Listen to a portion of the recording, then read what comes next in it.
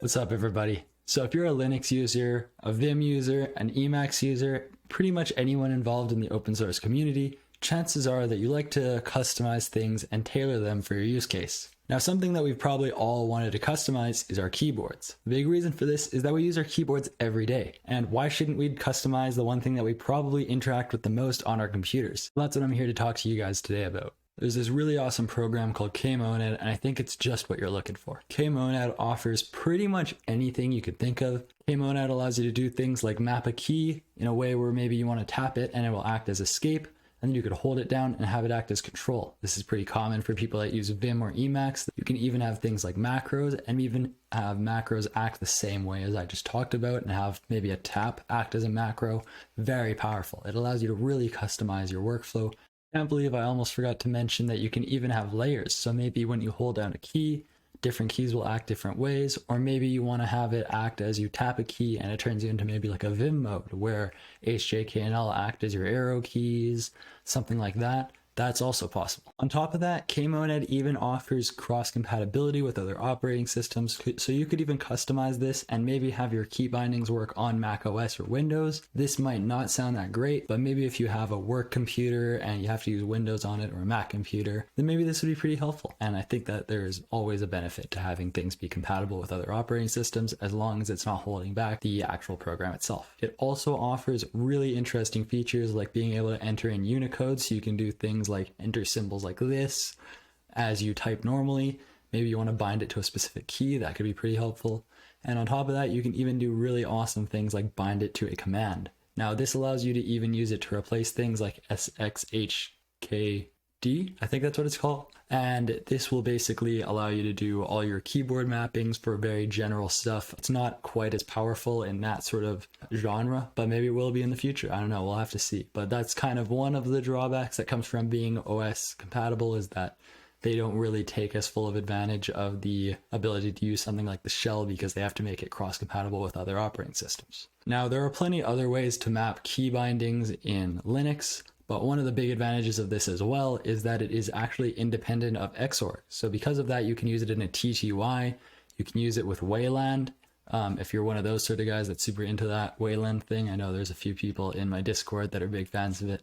By the way, if you're not in my Discord, go ahead and join my Discord. Now, at first glance, this may seem a bit intimidating. You'll probably kind of wonder how to get started. Luckily, this video will give you guys a pretty quick introduction, help you make your first few key bindings, show you a few more of the more complicated features, and then from there, you guys can kind of take it on your own. The tutorial that comes with it, which I will link down in the description, it's pretty much just a configuration file that explains literally everything you could need to know about how to use KMonad, so it should be pretty straightforward. Now, if you guys are interested in seeing more content like this, you want to see more command line tools, you want to see more unique tools, all that sort of stuff, then be sure to like this video and subscribe, hit that bell icon so you guys will get notified of my next video. And without any more delays, let's get into it. Now, just pulling open the GitHub repository that I will link down in the description, you guys will see that there's a bunch of files in here, but you'll also see the README has this disclaimer that I think is worth mentioning, that mentions that the maintainer is currently chronically ill. Hopefully they will make a recovery. We can all wish them well, but unfortunately this does mean that they won't be able to be as active in its development. Luckily though, as you can see right here, there was been a pull request that got merged like 17 days ago, so it is very active. It just is mostly being done through pull requests since, as I mentioned before, the maintainer is not able to contribute as much as before. Now, it's written in Haskell, so I'm sure there's plenty of people that, I feel like most Haskell programmers love Haskell projects and love to contribute to them. If any of you guys are Haskell programmers yourself, then you'll find this pretty nice. Luckily, the configuration is not done in Haskell, and it's done in actually a more simple way. For those of you guys that aren't familiar with Haskell, don't worry, it's not going to be super important for this video. Now, there's a few ways to install it. If you take a look at the installation section, there's the Nix package manager, which is actually available on most operating systems, as well as if you use Nix OS, then there you go, you have it right away. There's a couple other ways that they mention. On top of that, if you are a Arch user, you can just go ahead and grab it off the Arch repository. So just going yay KMonad, and then it will give us some options, and there is the git and the bin. Git is great, but if, say, for example, you don't want to use all the libraries, you don't want to have to be pulling all those dependencies, and you just kind of want one single statically linked binary, then you'll want the binary version. This probably doesn't matter to most of you guys, but I know a lot of people get annoyed about this when it comes to KMonad, so this is probably pretty useful. So now, once you've got it installed, you'll probably want to be able to make a key map. So if you go in here, you'll see that there's a bunch of options for key maps. There's a lot of user-made ones, and templates, but for this video we're just going to be using the tutorial one. It's all right here. You can actually just go to the raw and just do wget and then just copy paste that URL, and then we can just edit tutorial. There we go. And so now we have the tutorial file. That's just a duplicate of this. And this is actually a actual keyboard mapping in itself. It's really long. It's like almost 1,000 lines, but that's just because it explains literally everything you could need to know, as I mentioned before. Now, assuming that a lot of you guys use Vim, when you open this up, it'll be a bit confusing because you kind of have like comments, but not everything that you'd expect to be commented out is commented out. And that's just because it's defaulting to config as our format. So we're just going to go ahead and change that by doing set file type equals, and then we're going to do Lisp. Now, when you see that, I'm sure a lot of you guys are like, oh, getting scared, you're getting nervous. Don't worry, this is not really based on any actual Lisp knowledge. It pretty much assumes that you have no experience with Lisp, and this is actually just kind of used as our configuration format. It's very simple, and you'll understand it as we go. Don't get too hung up on it. A few things that it mentions that I kind of feel like I should mention early on is, as you can see, a hash bar starts a multi-line comment, and it is ended with a bar hash. Now you can also do an inline comment. So this is text. And then if I want to say that this is just going to be a comment, then I could just do a semicolon, semicolon. And so that is a comment. Now, a big thing to note is that even though Vim will think that a single semicolon is a comment, instead, this is actually meant to indicate the character semicolon. So keep that in mind. Don't worry, it's not really super important for this. Just when you want to make a comment, make sure that you use 2 semicolons. Now, at the start of our configuration, we're going to have to define some general settings. So one of them is fall through, and that basically means if we don't have a key binding set, maybe if we're working on a layer where a key hasn't been set, but there's already a default key, fall through basically determines if I hit A, but A isn't mapped to anything, to just print A. So if fall through is set to false, then A will just output nothing. If fall through is set to true, it will output A. Pretty straightforward. Now there is a allow command. This basically determines whether or not a key binding can execute a command. For example, being able to execute specific things on a key binding. They set this to default to false, which I think makes sense because you don't want somebody to misunderstand their configuration and end up wiping their hard drive or something. Now, next we have CMP SEQ or comp sequence. I'll explain this a bit more in just a few seconds. When we actually look at it, it'll make a bit more sense.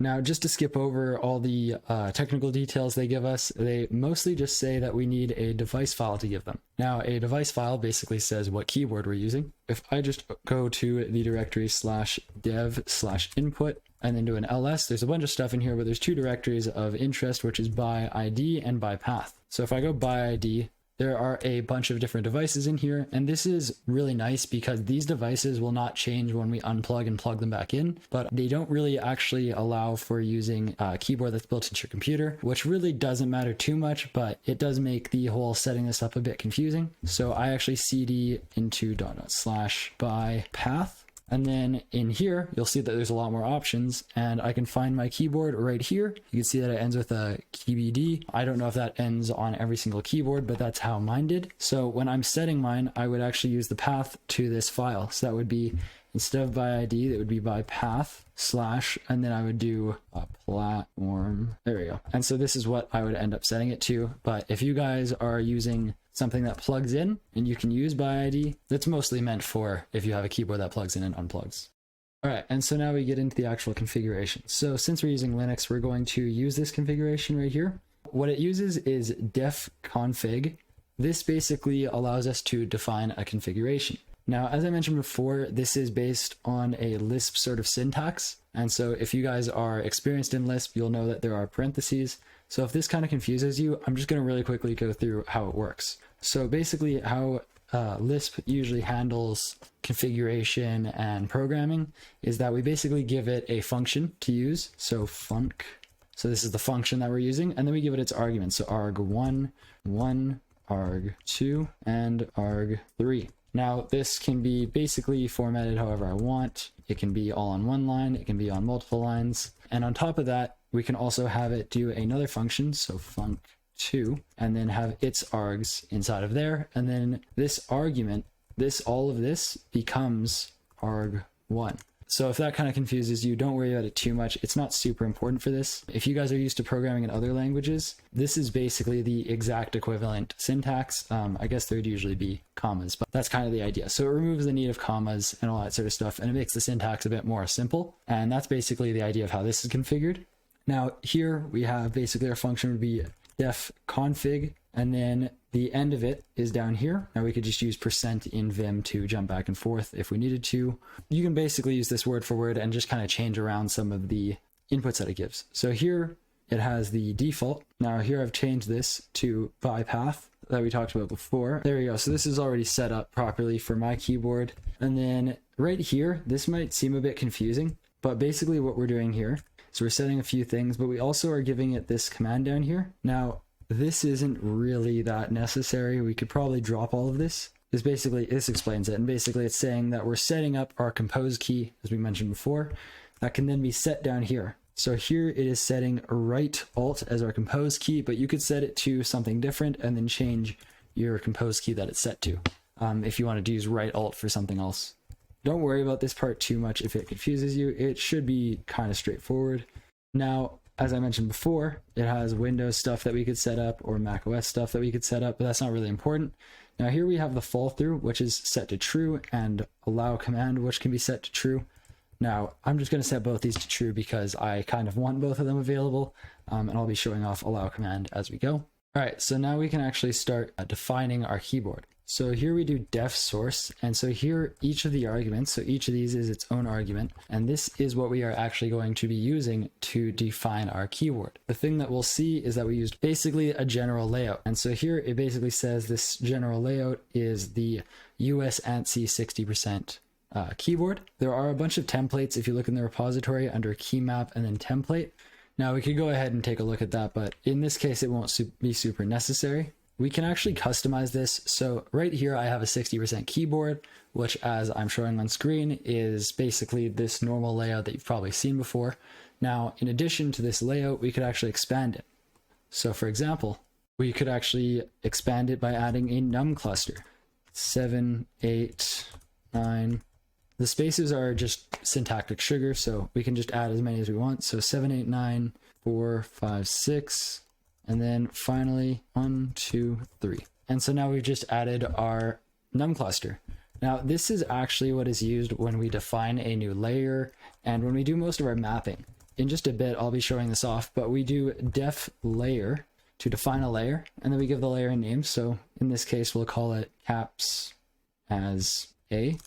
And so we're saying caps as A is what we're going to call it, and then we're just going to change caps to A. And this is basically our entire configuration. Now we'll probably want to add some spaces in there to make it look a bit nicer, but this is basically it. So now this basically changes it, and now caps as A is our layer where caps lock is set to A. Now this is only because caps lock is set here. Now if I changed this to maybe like a backslash, and we had multiple backslashes on our keyboard for some reason, actually a really good example would be, say you don't actually have a meta or a comp key, so maybe you just had like a right alt, or on my keyboard even, I have a print screen, which I think is PRNT.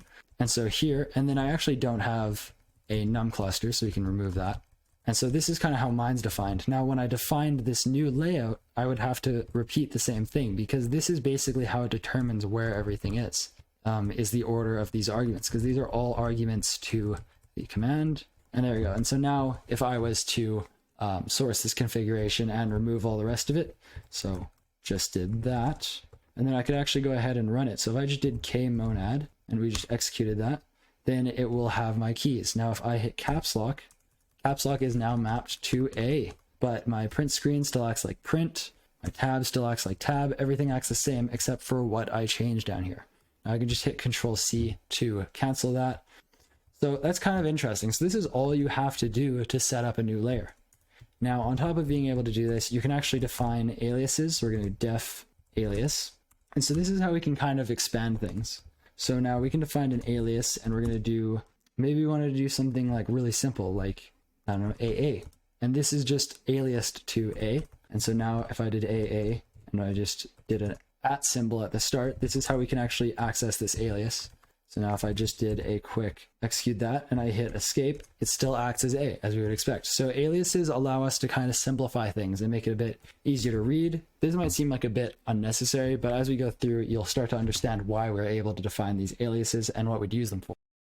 Now, jumping back to the default configuration, they go a bit more into the aliases, as I mentioned, and they kind of explain it a bit better. So here, like I said before, we can alias things, but we can also alias them to a function in itself. And as I mentioned before, the function is basically whatever is at the start of the brackets. So here we're doing layer toggle and numbers. I'll explain what that means in just a sec, but this basically means that we have aliased layer toggle numbers to num. So here where we used num, we actually basically just said this, we just made it smaller so it was more readable. So that's kind of why the whole alias thing is very useful, because it allows you to simplify things and allows you to avoid getting a bit too hung up on everything. So we're going to go ahead and just define a layer really quick. Def layer, my layer, and we're just going to alias, we're just going to alias to num. And where is num? Let's just go ahead and take this, define it here, my num. And so now we've basically set this up. And so now when I save that and I execute it and hold down tab, I can insert numbers when I press my keys. Now, I'm sure this is probably confusing you guys because you can't see my keys, but I'm basically pressing U, I, O, J, K, L. I'm pressing all of these while I'm holding down tab. Now I'm letting go of tab. I'm doing U, I, O. You kind of get the idea. So it allows us to do really simple mappings and simplify it a lot better. Now, just to kind of speed this up a bit, because this video is starting to get a bit long in the tooth, I'm just going to go through a few of the other things. So we can define layers and we can define a bunch of different things, but one of the many things that we can map things to, so we've mapped this to layer toggle and given it an argument of numbers. And if we just go to numbers really quick, just to give you guys a better idea of what it is, numbers is really just mapping it to this layer. So when I'm saying toggle layer to numbers, I'm saying toggle to this layer. It's very simple. Now, when I want to do some other stuff, so that's how we can just toggle, but you can also create things like macros. So we're really quickly just going to do a really quick example. So we've got this right here. Now we can alias to a macro. So we can do my mac, and we're just going to alias it. So we're going to do tap macro, and we give it things to insert. So we're going to do gavin. We have to put spaces between them to tell it to insert each of them. And so now let's map that to, I don't know, let's do Z. And then let's do it at the start. And then let's just execute that again. Tab, and I still get all my numbers. Can hit escape and it acts as caps. But now when I hit Z, it inserts my macro. Z, inserts my macro. Really powerful, really awesome. We can expand upon this pretty easily by doing other stuff. Now, something that I should mention is that you can actually simplify this, and they actually add a little alias of their own. Just escape, and we can just do hash, and we do the same thing as before. We execute that, and we hit Z. It acts the exact same. So this is a shortened way to do it if you want to use hash instead. So right here, I've just added a quick little mapping that gives us an alias for when we hold down a key, it will act as control, and when we tap it, it acts as escape. Now I'm going to map it to escape as I did just right here. And so now when I save that, and then we run KMonad and execute it, I just need to, so now when we execute that, keys, but now when I hit caps lock, it will act as escape. But now if I hold it down, I can actually have it act as control. Tapping, holding, pretty powerful. Now, the advantage of this is that, say for example, if you're a Vim user, jumping around without having to move your finger all the way down to the control key. So right here, I've just added a quick little mapping that gives us an alias for when we hold down a key, it will act as control, and when we tap it, it acts as escape. Now I'm going to map it to escape as I did just right here. And so now when I save that, and then we run KMonad, so now when we execute that, and I hit caps lock, it will act as escape. But now if I hold it down, I can actually have it act as control. So tapping, holding, pretty powerful. Now, the advantage of this is that, say for example, if you're a Vim user, you can actually jumping around without having to move your finger all the way down to the control key. Now, there's a lot more you can do when it comes to mappings, but I kind of wanted to get into some more aliases that we can do, and these are known as command aliases. So we can give a really quick example with date and path as they use here, and if I just save that, and we can just map them, let's just map this to W date, and then path will be P, I guess. Now, obviously, you'd probably want these on their own layer, but this is just a really quick example of how you could do it. So now let's just go ahead and execute that. We can actually go ahead and hit W, and there we go. So we see that it actually did execute it. So now when I hit W, it should update it and add another date. So that's pretty powerful, and obviously you can execute much more than that.